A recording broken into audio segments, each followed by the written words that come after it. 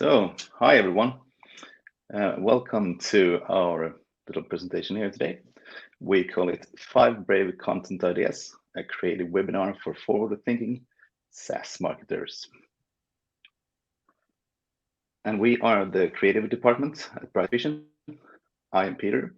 I am the team lead, and we have content producers and copywriters and designers in our team. And the rest of this presentation will be held by Amanda Thomson, our copywriter, and Karen Howe, our designer.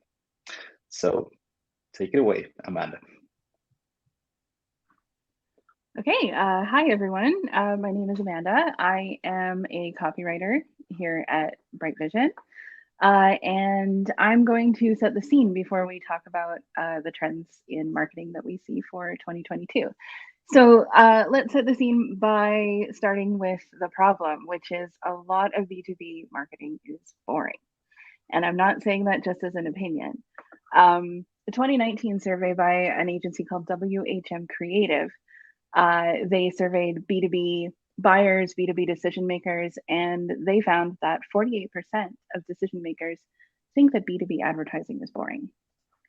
They also found that 81% of business buyers say they would make better decisions if B2B advertising did a better job of engaging them.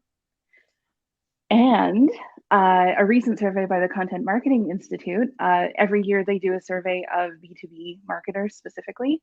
30% this year said that their efforts have been successful. And this is a statistic, they've been doing this for about 10 years, and every year the statistic is right around 30% of B2B content marketers think their efforts have been successful. So the question then is, why is B2B marketing not engaging as well as something like B2C? And the problem might be because when we are talking about B2B, right, we're talking about business to business.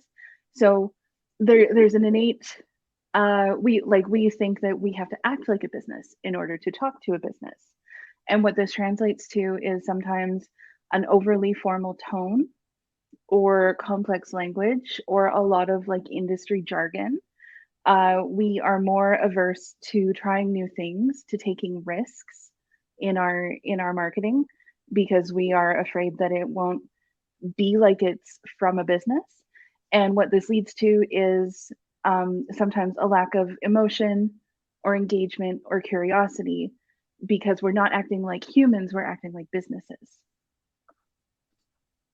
But here's the thing, creative content actually performs better than safe content. And there are studies to prove it. So there's this study that came out in 2019. It's called the Metaphoric Advertising Process Model. This was an academic study by marketing and advertising academics. They reviewed about 40 years worth of advertising to try and figure out what is the most effective type of ad. And what they found is that creative, in their definition, is a lot more effective than not creative. So their definition of creativity is a combination of originality and relevance. So originality meaning something that's unexpected, something a little novel, something a bit divergent, and relevance meaning, you know, it relates back to your USP, it works in context, it's useful, and it fits with your branding. So what they found in their study, when I say that creative is more effective, this is why they think that it works, is because creativity activates curiosity. So creativity stimulates curiosity. You see something interesting, you want to look at it more, so it pulls your attention. You then want to satisfy your curiosity by trying to figure out the mystery, like why Volkswagen, for example, they did an ad a couple years ago, well, many years ago, where they bent a safety pin. No, it was Volvo. They bent a safety pin into the shape of a Volvo. So you want to figure out, okay, why are they saying that? If you can figure it out, okay, well, they're trying to say Volvo cars are safe, right? So you receive that quick mental reward that you figured out the mystery. And then this translates into good feelings for you, and then good feelings towards the ad and the brand, because you made a new connection in your brain and you know, learned something, or you thought of something in a different way. So here we go into the metaphoric advertising process model a little bit more. this is what it looks like. So the basic premise here is that when you do the same thing and you don't make it novel, you just stick with like your straightforward copy and your straightforward images, you're not going to get as much attention as you would if you did something, different, but also you're not going to get better results than you usually do. Straightforward advertising equals average results. But when you add something a little bit creative and surprising, then you get more interest, you get more attention. If that image, usually, metaphor, if it translates into something that creates an aha moment for the reader, makes them see things in a different way, then you create a positive consumer response. But on the other hand, if you go too far into the originality side of things and it doesn't fit with the message that you're trying to get across, then you can create a negative consumer response. So here's an example of what the metaphoric advertising process model might look like. This is an ad from Microsoft from a couple years ago. And you'll notice there's no computers, there's no software, like no hint of anything that Microsoft actually sells here. You have a boy playing an instrument, and then he's being supported by illustrated musicians. So here it's an interesting image, but it's also easy to understand. What Microsoft is trying to say is that they support people's passions and they try to help, foster potential in young people. So that's, there's an example. Metaphor is an extremely powerful marketing tool. And what it means is it's a figure of speech that refers to one thing by mentioning another. It helps your reader identify hidden similarities between two different ideas, makes them look at things in a different way, and create new connections. They're much more memorable than plain statements because they make the reader think a little bit. Some examples of metaphor in advertising: Red Bull gives you wings. Like, it doesn't literally give you wings, as they had to clarify in their ads after a while. Taste the rainbow. Well, you don't actually, get a rainbow in a bag of Skittles. So things like that. Here's another example. This is UPS, as you can see from the brown uniform, and they're trying to show, how fast UPS delivers, which is, of course, their USP. So you have your delivery person moving so fast that the camera can't capture them. It's an interesting image, but it's also easy to understand. So to sum up, creative marketing is a combination of originality and relevance. You need to have both. You can't if you're just relevant and straightforward, then you're going to get the average results. And if you're just creative without having relevance, then you might put people off. But there is a good balance in between where you can be both creative and relevant, and it will help you get better results from your efforts. Don't be afraid to get creative in your marketing. So look for opportunities to use metaphors that enhance your USP. And remember that B2B stands for business to business, but marketing should always focus on human to human, because in the end, even if you're talking to a business, you're actually talking to people. And it always pays to stand out a bit from the crowd, as you'll see in this next image.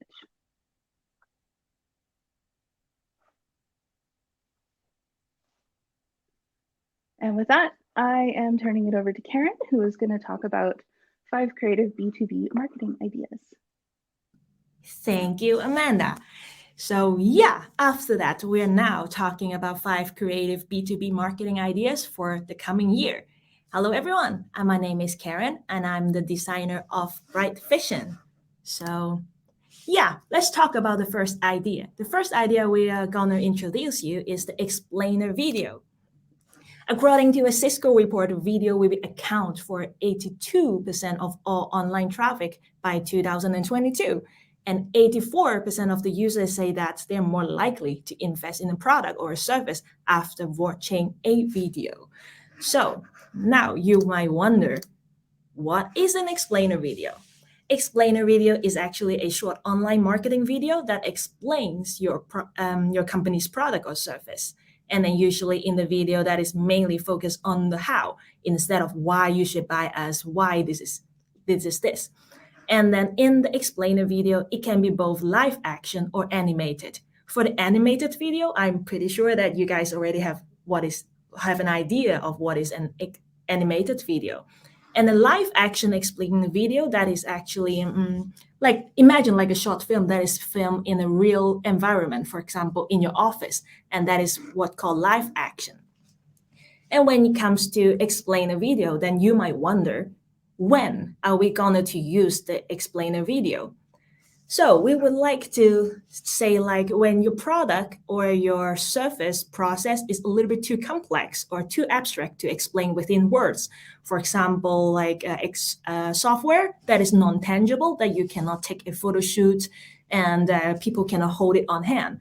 So when you want to explain something a little bit more abstract, then you can use an explainer video.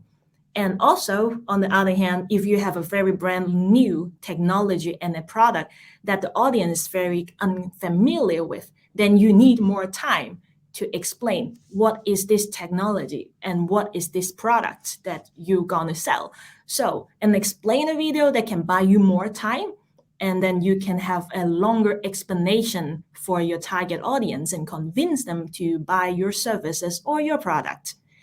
And if you're thinking maybe, is that only applied to new technology, new product? Not really. If your product is a little bit well-known and also a little bit basic, then you know that it is very hard to market your product because your other competitors may be doing a very similar stuff. And if you want to stand out from your competitors, and then you can try to use an explainer video to make the visual more interesting instead of just telling them this. Then you can even set out a concept, set out the tone and manner that you can a little bit more special compared to your competitors. And when we talk about statistic or numbers, sometimes you have too much info you want to tell your target audience. And, if you have a long blog post with an article, text and numbers, that is, not very interesting to read. And then maybe you can try to use an explainer video that you can have some visual flowing around the screen instead of reading plain text or numbers. So, and then that comes to our next slide. What are the benefits of making an explainer video?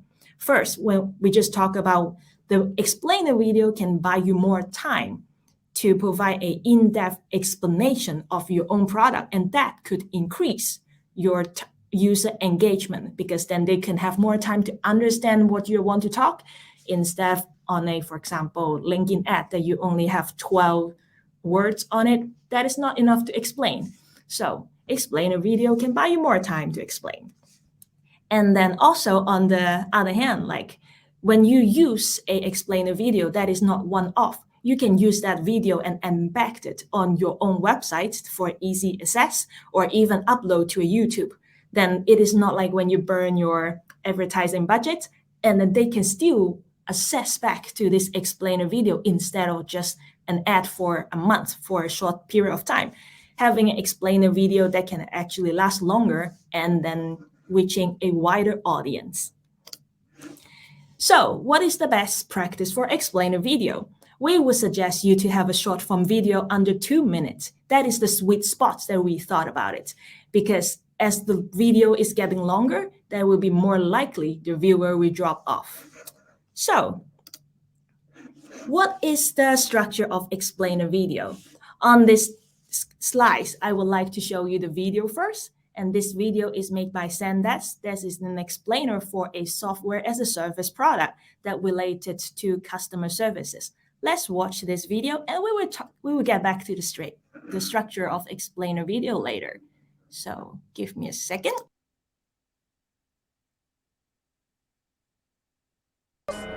Perished. So she reached out to Freshly. She's like, hi, a tree fell on my house. My power's been out and all my meals are spoiled. He's like, oh no. She's like, is there anything you can do? He's like, no problem, we'll issue you a full credit and send out your next order ASAP. She's like, can you fix my power too? He's like, sure, no problem. Oh my So we're back here. When we talk about explainer video, we will usually focus on 3 big parts. And the first part, we need to address your problem. And then from that video, what do you think the problem was? Yeah, the tree fell down. And the second part, we need to show the agitation, which is the consequence of the problem. And the consequence of the problem that we can see from her facial expression, that she is panicking and all her meals is about to get spoiled very soon. And then the third part, that is the part that your company take the mic, take the spotlight. Then your company can provide the solution, like savior of the whole problem that just illustrated. So Sandesh just say like, okay, so we will provide you with a very good customer services to solve all your problem that addressed it on the first 2 parts. So for the structure of an explainer video, we will say like problem, and then show the agitation, and then tell them your solution. That will be our little tip for making an explainer video. And the next slide is when you want to explain a very complicated product, how can we do that? And then here comes what Amanda just teaches us. And then that is like, use the metaphor that we can apply with a very easy, understandable concept idea to explain that complicated product. And then for the product here, it is called Cloud IQ. Cloud IQ is a product that provided with an all-in-one platform for you to manage all your different subscription from different providers. So we have different providers like Amazon, IBM, Microsoft, and Facebook. So let's look at the video first, and then we come back to what kind of metaphor we use that to explain this Cloud IQ product.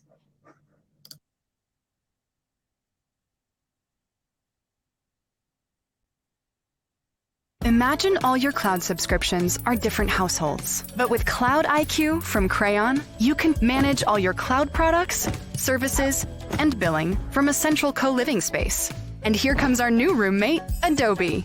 Cloud IQ works with all your subscriptions. Get a clear and accurate view of your cloud subscriptions. Reduce waste and save money. This is Cloud Control by Crayon. Contact us today to learn more. So yeah, this is the video we make for Crayon, Cloud IQ. And then as you can see, we use the concept of co-living space. So when we talk about 4 different households, that is like the 4 different provider, that is very clearly that you will pay more, you need to spend more efforts to maintain all of them. So we use the metaphor of renting a co-living space instead of paying for 4 separate households. And then that very simple metaphor that everyone knows, that the benefit of saving energy, saving time, saving money, just by using the product Cloud IQ. And then when we want to push a little bit more, it's like when we need to introduce one new provider on the platform, which is Adobe, then we will use the metaphor of our new flatmate. So this is how we integrated the metaphor with a with a concept to explain this a little bit more abstract product. And then the second part, we're going to talk about interactive website. So what is interactive website? It is actually just like any other website that you have been through, but this one that tells a story, and also it allows you to have more interaction with user instead of just allow them to click or scroll, that is like flat. So we would like to introduce you this idea. And then for interactive website, that usually have a lot of different features. For example, personalization and survey, quizzes, form, and games that can actually allow the users to engage with your website. They can play a little bit instead of just scroll down. They can click here, and see what would happen. So when we talk about interactive website, I would like to show you this interactive infographic website that, like when we need to B2B business, when we are talking B2B business, we have a lot of numbers and a lot of statistics and how to show this in a less boring way to audience. So we can have a look on this. I think this one did a very good job. So as you can see, we have a lot of different data here, a lot of numbers, a lot of text, but you don't find it boring because you can see there's some animated element there. The numbers is being made in some infographic graphs, and everything is smooth and clickable, and and even have like, you don't expect what is coming next. And then even for some table, you can click around, having some mouse hover. Yep. So as you can see, there's a lot of things that you can actually interact with. And that is what we call about interactive website. So why you would choose an interactive website? First, of course, this is fun. When it is less boring, then you will drive more engagement from your target audience, because then you can even like, especially if you have a lot of information that you want to share and you are so worried that I'm afraid that my target audience will find this a little bit boring. So without worrying about losing their attention, you can try to use an interactive website that can even boost your SEO.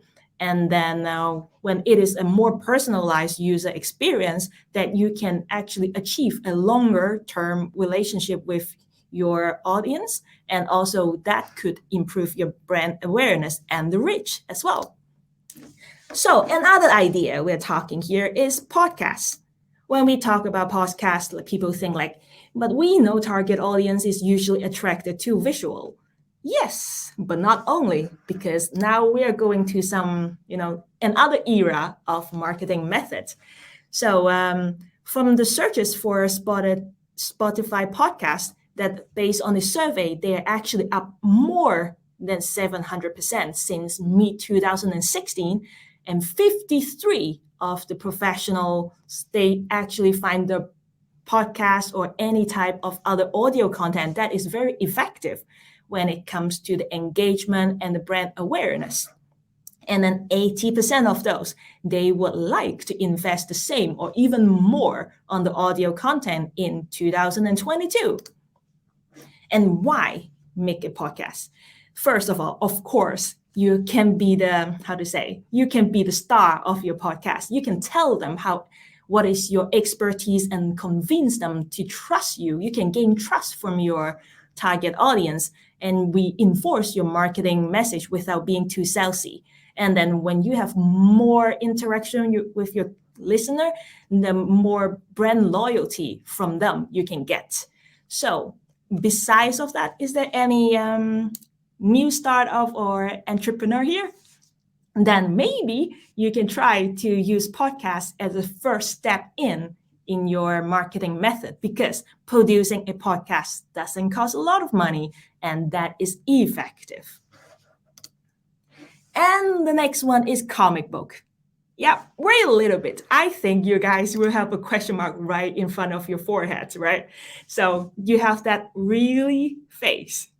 I can tell you, maybe it is not that boring when you just want to communicate with your audience, then instead of using an ebook like over and over again with a lot of text and numbers, how about making a comic book? Because comic book actually is a very great way to tell a visual story and make use of metaphor, the powerful metaphor that Amanda taught us. And that there are a lot of different character and story everywhere, and you can find one that fits with your USP.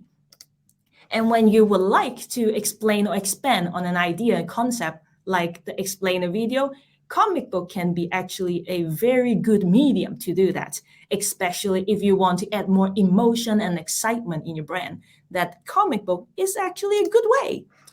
If you think about maybe a little bit too risky, but maybe not, because there's a lot of people doing that too, that yet you won't be the lone one. So that Porsche has do a comic series called The Spy Collector. Intel actually create the statement comic book series to illustrate how big data can be used in various sectors of society, and also Cisco as well. And the last part is the AR augmented reality. When we talk about AR, then you will know, you don't know what is that. And then for a quick example, which is like the Pokemon Go. So then people can place digital content like image, sounds, and text over real-world environment. And then let's focus on the AR, because nowadays we all have a smartphone, so we can make use of that. And if you think AR is a little bit too gimmicky or just a temporary trend, then you might be wrong, because Facebook, Microsoft, and Google and Apple actually is developing or even developed the AR technology into, for example, HoloLens and other work in progress projects. So it might not be that far away from now. And let's look at an example that made by Dell Technology.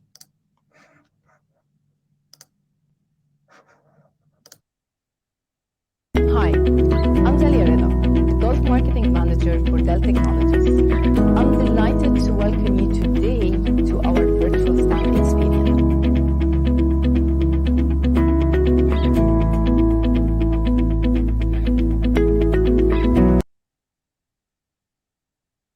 So as you can see, with your phone, you can use the AR technology, put it in anywhere, and then the whole booth standing out from pop up, and with a speaker in the middle, and you can even tap in to the window in the AR devices, and then you can get more info than that. It's more like reality website, I would say.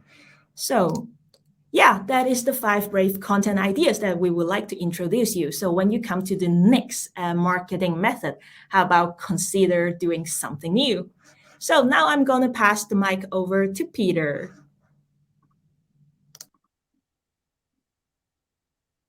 Thank you very much, Karen, and thank you, Amanda. So in conclusion, creative marketing attracts more attention, awareness, and affinity than boring marketing. And B2B marketing, or B2B, doesn't have to be boring. And in fact, it's more effective when it's not boring. And the trend that we see in B2B marketing for 2022 is an engagement and interactivity. New technology like augmented reality is closer than you might think it is. And look for ways to use metaphor, storytelling, and tech in your marketing in a way that fits your brand. So today we have an offer where we will help 3 companies with a creative idea for a content piece. You will see a pop-up on your screen with a link that you can click to learn more.